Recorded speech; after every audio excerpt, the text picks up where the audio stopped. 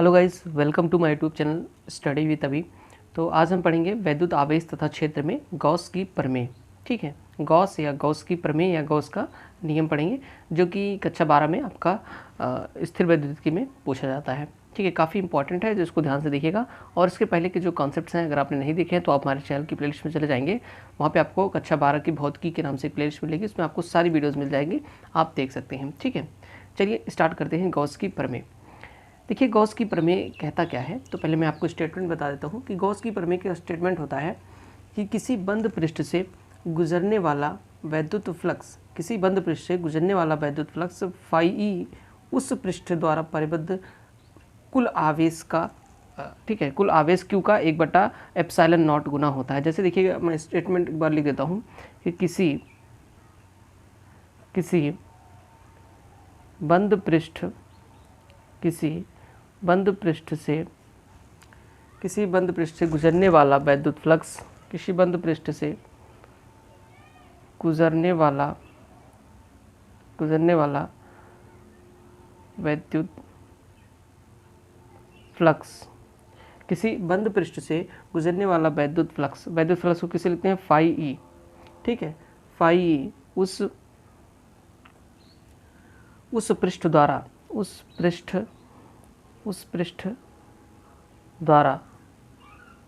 परिबद्ध कुल आवेश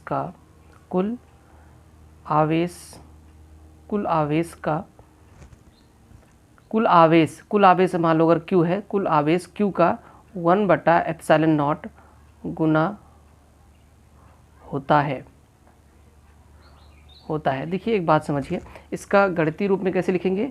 तो देखो, इसमें क्या लिखा, वैद्युत फ्लक्स। और वैद्युत फ्लक्स के बारे में मैंने आपको पिछली वीडियो में बताया है, उसको आपने नहीं देखा तो देख लीजिएगा। वैद्युत फ्लक्स फाई ई बराबर होगा, अगर मान लो कि कोई बंद पृष्ठ है, जैसे मान लो ये एक बंद पृष्ठ है। बंद पृष्ठ का मतलब जैसे कि मान लो कोई गोला है, स्फेयर है, ठीक है, बेलन है, शंकु है, या फिर जैसे मान लो जैसे होता है कि गैस से भरा हुआ गुब्बारा हो, इस तरीके से कोई पृष्ठ हो अगर, तो उसको हम क्या बोलते हैं, बंद पृष्ठ। ठीक है, तो उसके अंदर अगर मान लो कोई क्यू आवेश रखा है, तो उसका 1/ε गुना, इसका मतलब कि इतना। ये गणितीय कथन है, गणितीय रूप है गॉस की प्रमेय का, और ये आपका स्टेटमेंट है। ठीक है, स्टेटमेंट को आप याद कर लीजिएगा, और ये गणितीय रूप है। अब इसको हम प्रूफ करेंगे, उपपत्ति। ठीक है, ये आपसे प्रूफ करने के लिए भी एग्जाम में पूछता है। ठीक है, चलिए देखते हैं किस तरीके से इसको प्रूफ करेंगे। देखिए, इसको प्रूफ करने के लिए सबसे पहले हम एक पृष्ठ ले लेते हैं, बंद पृष्ठ है। ठीक है, ये क्या है, कोई बंद पृष्ठ है। ठीक है, और यहाँ पर मान लेते हैं ये बंद पृष्ठ है, इसके अंदर एक आवेश रखा है +Q। ठीक है, बिंदु O पर एक आवेश +Q रखा हुआ है। ठीक है, फिर हम क्या करते हैं, यहाँ पर इसके पृष्ठ पर कोई एक छोटा सा एरिया ले लेते हैं। ये एरिया कितना है, dA क्षेत्रफल है। ठीक है, और ये जानते हो कैसी आकृति है, एक त्रिविमीय आकृति है। जैसे कि आप समझिए कि कोई गोला हो, ठीक है, या कोई गैस से भरा हुआ गुब्बारा हो, उस तरीके की आकृति है ये। ठीक है, उसके पृष्ठ पर, यानी कि जैसे मान लो कि तरबूज होता है ना, जो तरबूज होता है उसका ऊपरी भाग है ये। ठीक है, तो ये एरिया बहुत छोटा सा, मैंने आपको दिखाने के लिए बड़ा सा लिया हुआ है, ये बहुत छोटा सा एरिया है। ठीक है, और ये जो पूरा पृष्ठ है, इसका क्षेत्रफल कितना है, A। ठीक, पूरा क्षेत्रफल कितना है, पृष्ठ क्षेत्रफल A है, और ये छोटे से एरिया का क्षेत्रफल कितना है, DA। ठीक, अब देखिए, मान लेते हैं चूँकि ये आवेश है, इसके कारण कुछ वैद्युत क्षेत्र उत्पन्न होगा, तो मान लेते हैं कि इस आवेश के कारण जो वैद्युत क्षेत्र उत्पन्न होता है ना, वो किस डायरेक्शन में है, इस डायरेक्शन में है, वेक्टर E। ठीक, ये वैद्युत क्षेत्र है इसके कारण। ठीक, अब देखो, क्योंकि ये क्या है, कोई क्षेत्रफल है, और क्षेत्रफल में दिशा होती है। ठीक है, मैंने आपको बताया है क्षेत्रफल वेक्टर, जब मैंने आपको पढ़ाया था उसमें बताया था कि क्षेत्रफल की दिशा होती है, जो कि क्या होती है, उस पृष्ठ के लंबवत बाहर की ओर होती है। तो यहाँ पर इस पृष्ठ के लंबवत मान लेते हैं DA वेक्टर। ठीक है, क्योंकि जो एरिया है वो कितना है, स्मॉल एरिया DA है, तो इसलिए इसका DA वेक्टर हो जाएगा। ठीक, ये हो गया।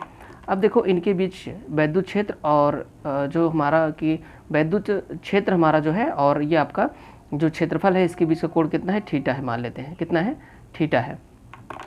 ठीक है, अब चलिए एक एक चीज़ को हम ध्यान से देखते हैं। देखिएगा, इसको भी मिला देते हैं। ठीक, और ये वाली जो लेंथ है, यहाँ से लेकर के इस पॉइंट तक, इस पॉइंट को P मान लेते हैं, तो ये लेंथ कितनी है, R है। ठीक है, तो देखो, ये क्या है, छोटा सा एरिया है, और मैंने आपको जब घन कोण पढ़ाया था, घन कोण में बताया था कि कोई भी जैसे बंद आकृति होती है, यानी कि जो सॉलिड कोई भी आकृति होती है उसके पृष्ठ द्वारा जो किसी पॉइंट पर बनाया गया ये वाला एंगल होता है, इसको हम सॉलिड एंगल बोलते हैं। ठीक है, चूँकि ये बहुत छोटा सा एरिया है, DA है, इसलिए यहाँ पर एंगल भी यानी कि जो घन कोण है उसको भी हम d ओमेगा लेते हैं। ठीक है, आपको समझ में आई सारी चीज़ें? ये चीज़ें मैं प्रीवियस वीडियो में भी बता चुका हूँ जब मैंने घन कोण वगैरह पढ़ाया था। ठीक है, चलिए अब देखते हैं एक एक चीज़ को हम स्टार्ट करते हैं। सबसे पहले यहाँ पर हम करेंगे क्या, देखिए सूक्ष्म ये जो हमारा क्षेत्रफल है इसके द्वारा इस पर कितना, इससे बद्ध कितना वैद्युत फ्लक्स होगा, तो d फाई ई। ठीक है, फाई ई बराबर कितना हो जाएगा, d फाई ई बराबर हो जाएगा वेक्टर E डॉट DA। ये फार्मूला मैंने प्रीवियस वीडियो में बताया था जब मैंने आपको वैद्युत फ्लक्स पढ़ाया हुआ था। ठीक है, तो देखो यहाँ पर d फाई क्यों लगा, क्योंकि ये बहुत छोटा सा एरिया है, इसलिए इसके द्वारा जो इससे बद्ध जो वैद्युत फ्लक्स होगा वो भी बहुत छोटा होगा, इसलिए मैंने d लगाया है। ठीक है, अब देखो ये क्या है, वेक्टर E डॉट DA यानी कि दो सदिशों का अदिश गुणन। ठीक है, जो हुआ है ये। अब देखो अदिश गुणन को किस तरीके से लिखते हैं, तो पहले इसका परिमाण लिख दो, वेक्टर E का परिमाण E हो गया, DA वेक्टर का परिमाण DA हो गया, और इन दोनों के बीच का कोण कितना है, थीटा है, उसका कॉस ले लो, कॉस थीटा। ठीक, बराबर कितना हो गया, d फाई E। समझ में आया? इसका मतलब हो गया कि इस सूक्ष्म आवेश से निकलने वाला विद्युत फ्लक्स कितना होगा, इतना हो जाएगा। ठीक, अब देखिएगा ये क्या है, बिंदु O पर एक आवेश रखा है प्लस Q। ठीक है, तो प्लस Q के कारण बिंदु P पर वैद्युत क्षेत्र की तीव्रता कितनी होगी, देखो प्लस Q आवेश के कारण बिंदु P पर वैद्युत क्षेत्र की तीव्रता, बिंदु P पर देखिएगा, बिंदु P पर वैद्युत क्षेत्र की तीव्रता कितनी हो जाएगी, देखिएगा ये हमारा आवेश है यहाँ पर रखा हुआ है, और इसके कारण अगर हमें ये बिंदु P कितनी दूरी पर है, r दूरी पर है ना, तो अगर इसका हमें इस पर वैद्युत क्षेत्र की तीव्रता निकाली है तो फार्मूला होता है E बराबर 1/4 पाई एप्सिलॉन नॉट। इसको हम पढ़ चुके हैं जब हमने कूलाम का नियम वो पढ़ा था, तो उसमें वीडियो में हमने इसको भी पढ़ा था। ठीक है, 1/4 पाई एप्सिलॉन नॉट, और देखो ये आवेश कितना है Q, और दूरी कितनी है r है, तो r का स्क्वायर। ये क्या होता है, इतना वैद्युत क्षेत्र यहाँ पर होगा इस पॉइंट पर। ठीक है, चलिएगा अब क्या करते हैं हम, इसका मान उठा करके हम इसमें रखते हैं। पुनः हमारे पास क्या था, d फाई ई।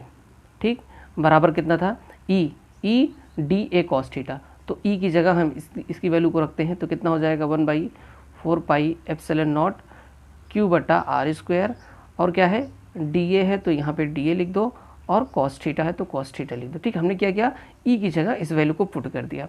ठीक है, अच्छा देखिएगा, याद करिएगा, जब मैंने आपको घनकोण पढ़ाया था उसमें मैंने आपको फार्मूला बताया था कि d ओमेगा बराबर होता है DA डॉट, या इसको ऐसे ले, DA कॉस थीटा, क्या बताया था, DA कॉस थीटा बटा R स्क्वायर। ये फार्मूला मैंने आपको बताया है, अगर आपने नहीं देखा है तो आप मेरी घन कोण पे वीडियो देखेंगे, प्लेलिस्ट में आपको मिल जाएगी, उससे आपको समझ में आ जाएगा। d ओमेगा बराबर DA cos theta divided by R square. देखिए यहाँ पे DA, देखिए आपको दिखाई दे रहा है ये चीज़, DA कॉस थीटा और बटे में R स्क्वायर दिख रहा है ना, बस इसकी जगह पे हम क्या लिख सकते हैं, d ओमेगा, तो यहाँ पे हम लिखेंगे d फाई ई बराबर 1/4 पाई एप्सिलॉन नॉट।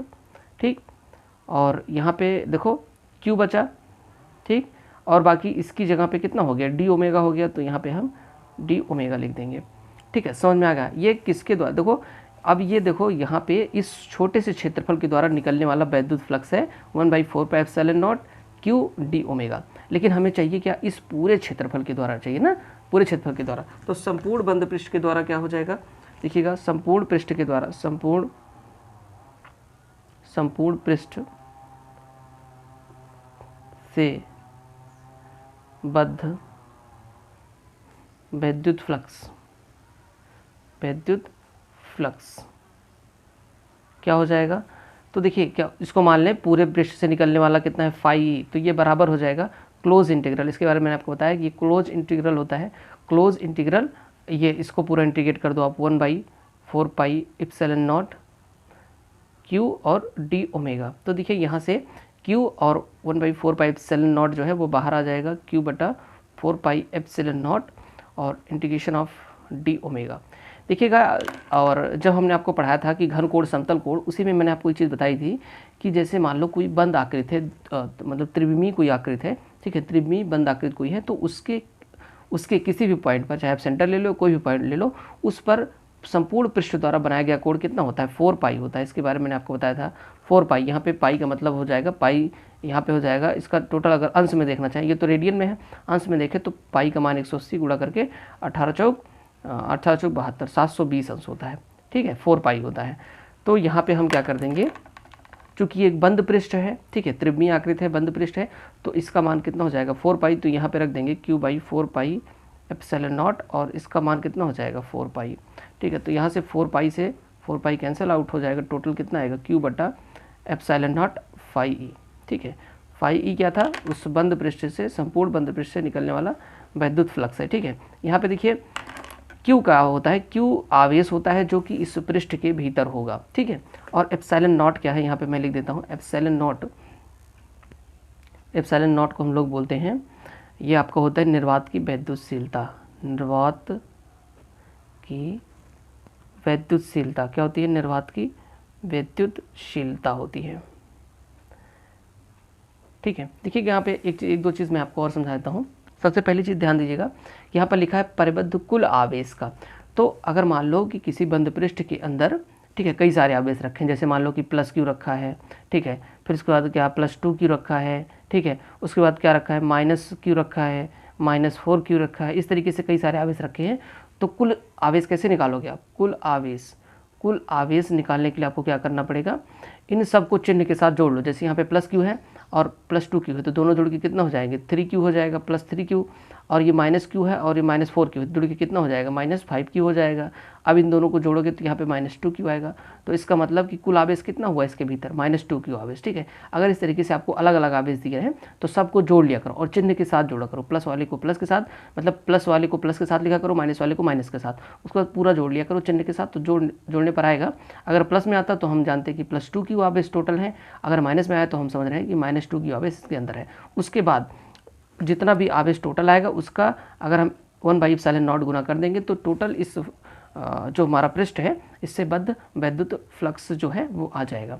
ठीक है, आपको ये चीज़ें समझ में आगे होंगी, एक बार इसको देख लीजिए और फिर इसके बाद हम थोड़ी सी इस पर और डिस्कस करते हैं। ठीक है, देखिएगा, यदि आवेश बंद पृष्ठ के बाहर स्थित हो तो, अभी तक हमने देखा कि जो आवेश था वो बंद पृष्ठ के अंदर पूर्णता था। ठीक है, लेकिन जैसे मान लो कि कोई हम एक बंद पृष्ठ ले लेते हैं, इस तरीके से कोई बंद पृष्ठ है, ठीक है, इसके बाहर अगर हम कोई आवेश रख देते हैं, मान लो +Q आवेश रख दिया ना, तो क्या होगा, इससे जो निकलने वाला वैद्युत फ्लक्स होगा ना, देखो यहाँ पे मैं आपको दिखा देता हूँ। ठीक, तो इससे जो निकलने वाला वैद्युत फ्लक्स होगा, इस तरीके से जो भी वैद्युत फ्लक्स यहाँ से निकलेगा ना, वो क्या होगा, शून्य होगा। ठीक है, तो अब समझ लो कि इसी बंद पृष्ठ के बाहर, ठीक है, बंद पृष्ठ के बाहर अगर आवेश स्थित हो, ठीक है, यदि आवेश बंद पृष्ठ के बाहर स्थित हो तो कुल वैद्युत फ्लक्स जो होगा, वैद्युत फ्लक्स क्या होगा आपका, वैद्युत फ्लक्स शून्य होगा। कितना होगा, शून्य होगा। उसका रीज़न क्या होता है, देखिए मैं आपको बता दूं।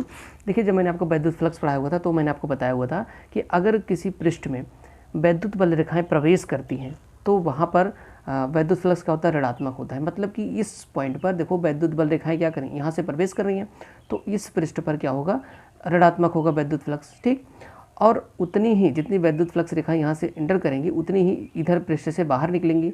और जब भी वैद्युत बल रेखाएं बाहर निकलती हैं तो वैद्युत फ्लक्स क्या होता है, पॉजिटिव होता है। तो देखो, जितना यहाँ निगेटिव होगा उतना यहाँ पॉजिटिव होगा। इसका मतलब कि अगर इन दोनों को हम ऐड कर लें तो जितना निगेटिव उतना पॉजिटिव, टोटल कितना हो जाएगा, 0 हो जाएगा ना।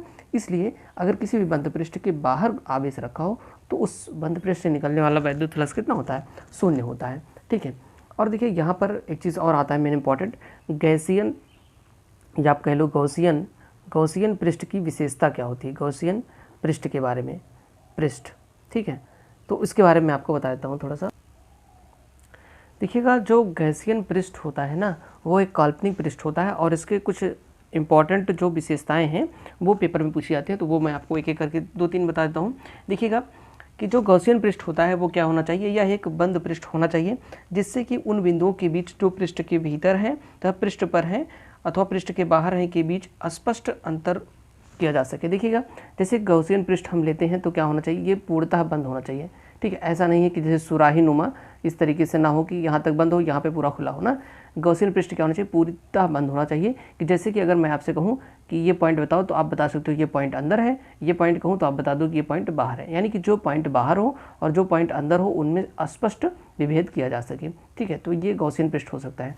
दूसरी विशेषता क्या है इसकी, दूसरी विशेषता यह है कि यह पृष्ठ उस बिंदु से गुजरना चाहिए जिस पर वैद्युत क्षेत्र ज्ञात करना है। जैसे मान लो कि आपको यहाँ पर कुछ आवेश रखे हैं, मान लेते हैं प्लस क्यू आवेश रखा है, और आपको क्या करना है, इस बिंदु पर यहाँ पर आपको क्या निकालना है, वैद्युत क्षेत्र की तीव्रता निकालनी है। तो जो हम गॉसियन पृष्ठ मानेंगे, क्योंकि एक काल्पनिक पृष्ठ होता है, तो इसको जो हम मानेंगे तो ये पृष्ठ क्या होना चाहिए, इस बिंदु से पास होना चाहिए, मतलब इस बिंदु से होकर गुजरना चाहिए, तभी आप इस बिंदु पर वैद्युत क्षेत्र की तीव्रता निकाल पाओगे, ठीक है, अन्यथा आप निकाल नहीं पाओगे। ऐसे जहाँ पर भी बिंदु होगा उस बिंदु से होकर गुजरना चाहिए, ठीक। ये दूसरी विशेषता होगी।